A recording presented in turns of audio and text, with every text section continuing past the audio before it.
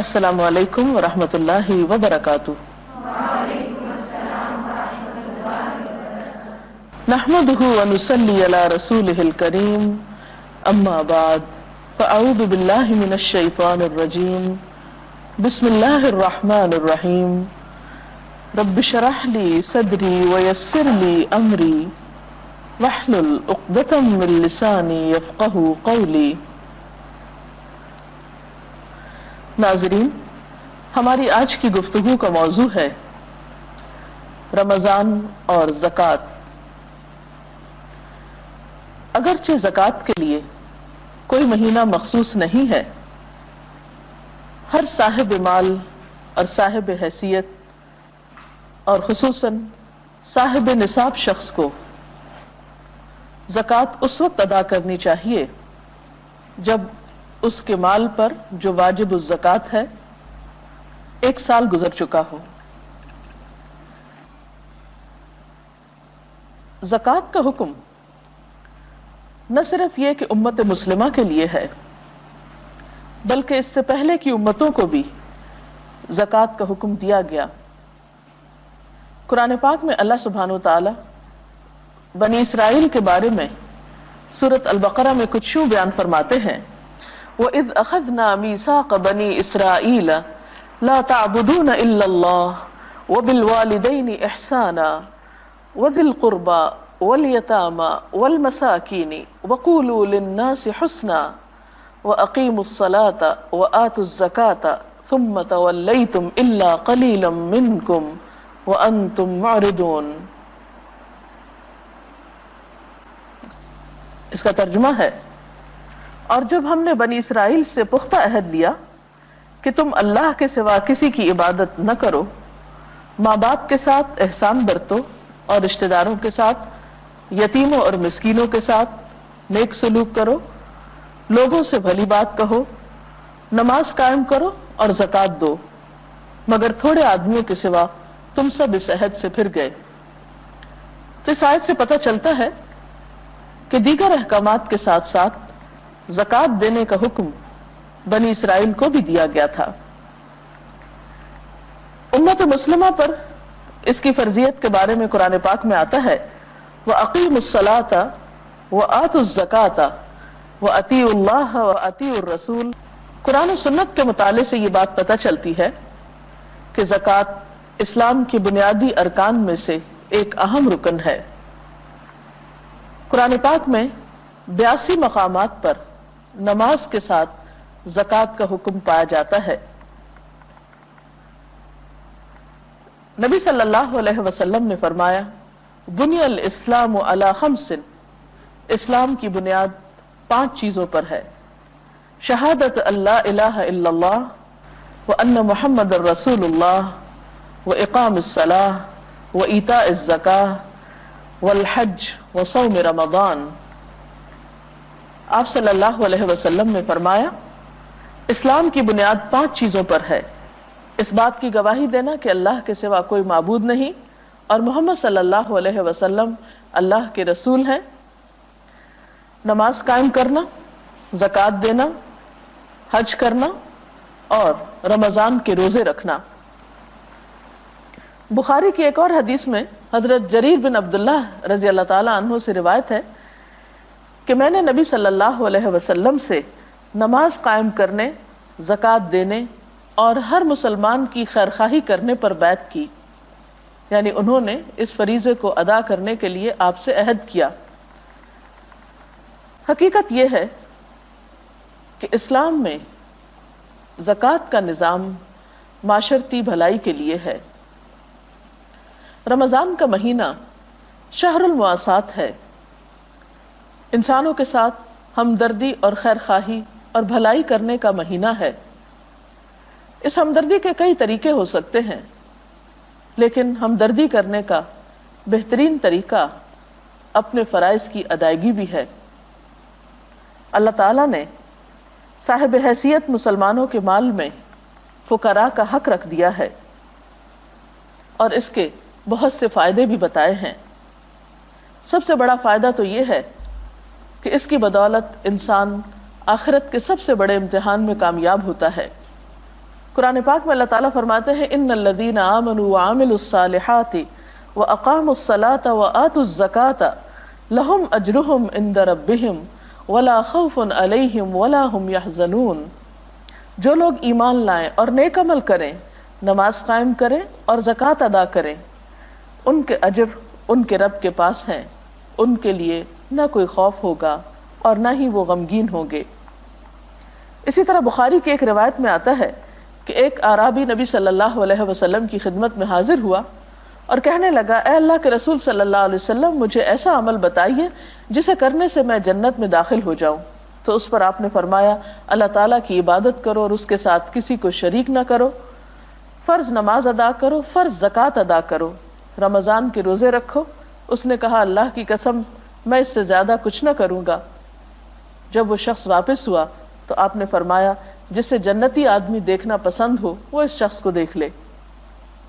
تو اس سے کیا پتہ چلتا ہے کہ جنت میں جانے کے لیے سب سے اہم چیز اپنے فرائض کی ادائیگی ہے، کیونکہ اگر کوئی شخص اپنے بنیادی فریضے سے غافل ہے اور ادھر ادھر کی نیکیاں کر رہا ہے تو جب تک وہ اپنا فرض پورا نہیں کرتا باقی نیکیوں کی بھی قدر و قیمت نہیں ہوگی۔ زکوٰۃ کا لفظ جو ہے اس کا بنیادی طور پر معنی ہے پاک کرنا، نشو نما دینا۔ زکوٰۃ یہ دونوں کام کرتی ہے، ہمیں گناہوں سے بھی پاک کرتی ہے، مال کی حرص اور محبت سے پاک کرتی ہے، لالچ سے پاک کرتی ہے، اور اسی طرح ہمارے دل میں انسانوں کی ہمدردی کے جذبات کو پروان چڑھاتی ہے، خیر اور بھلائی کے احساسات نشو نما ہوتے ہیں زکوٰۃ کی ادائیگی سے۔ زکوٰۃ گناہوں کا کفارہ اور نفس کے تزکیے کا بہترین طریقہ ہے۔ قرآن پاک میں اللہ تعالیٰ حضور صلی اللہ علیہ وسلم سے خطاب فرماتے ہیں، خذ من اموالہم صدقۃ تطہرہم بہا وتزکیہم۔ اس کا ترجمہ ہے، اے نبی صلی اللہ علیہ وسلم، آپ ان کے اموال سے زکوٰۃ لے کر انہیں گناہوں سے پاک اور صاف کیجیے۔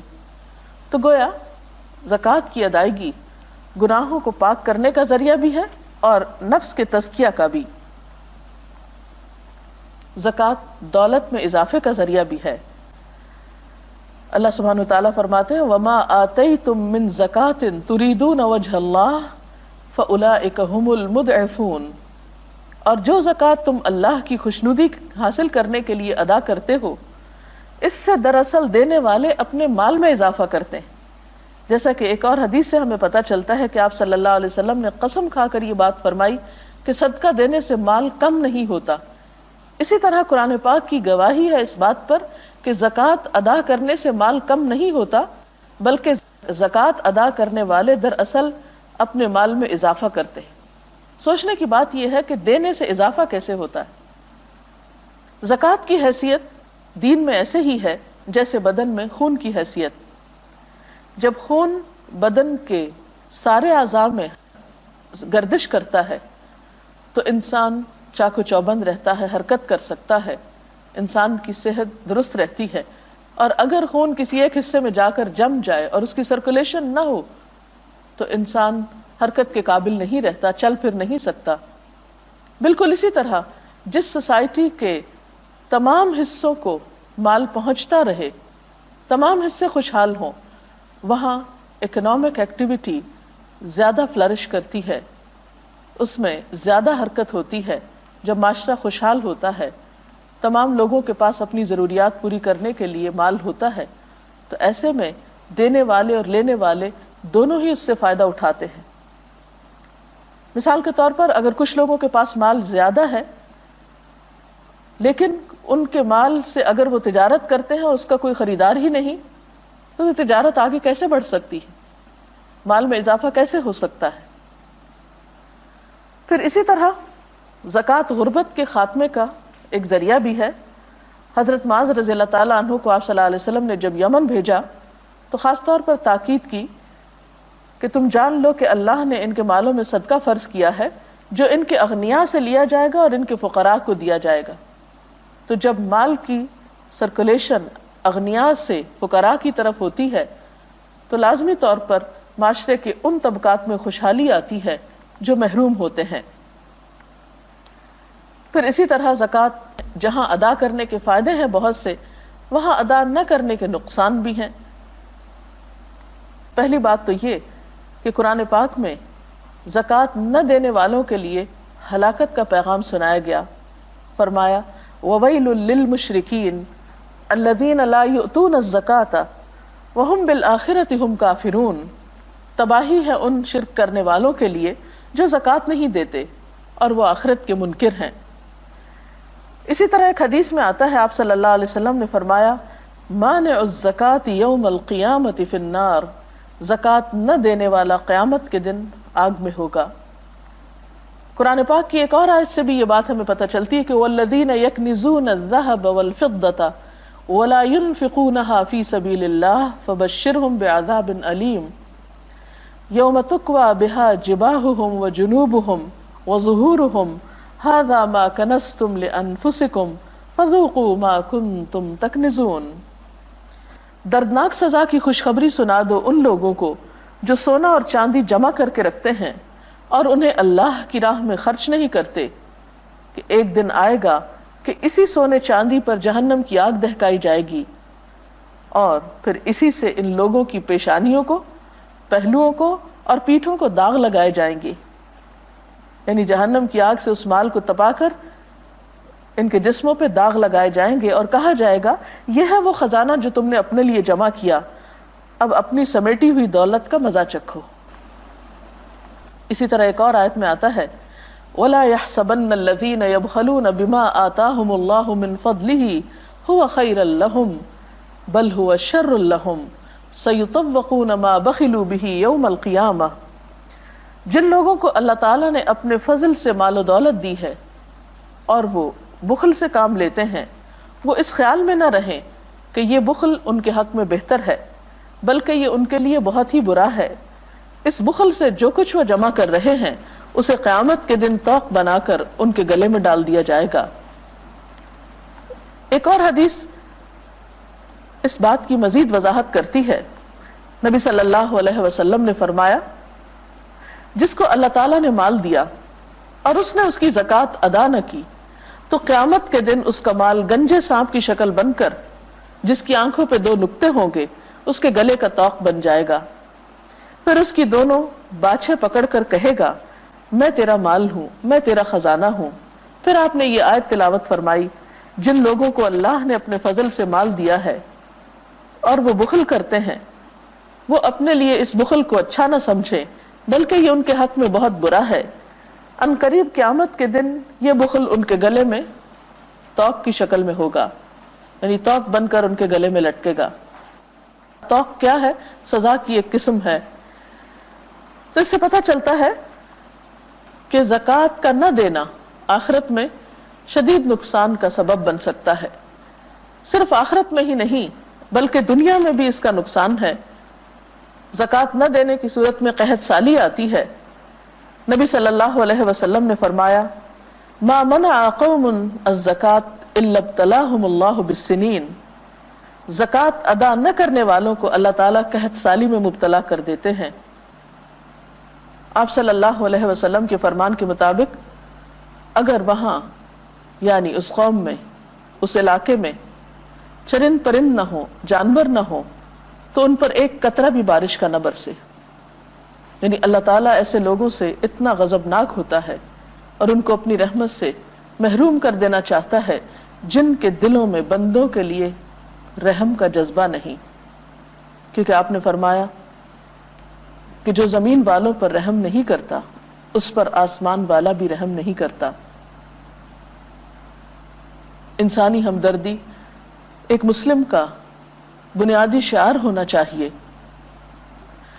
ناظرین، اس کے ساتھ ہی ہمارے آج کے پروگرام کا وقت ختم ہوتا ہے۔ کل تک کے لیے اجازت چاہتے ہیں۔ اللہ حافظ۔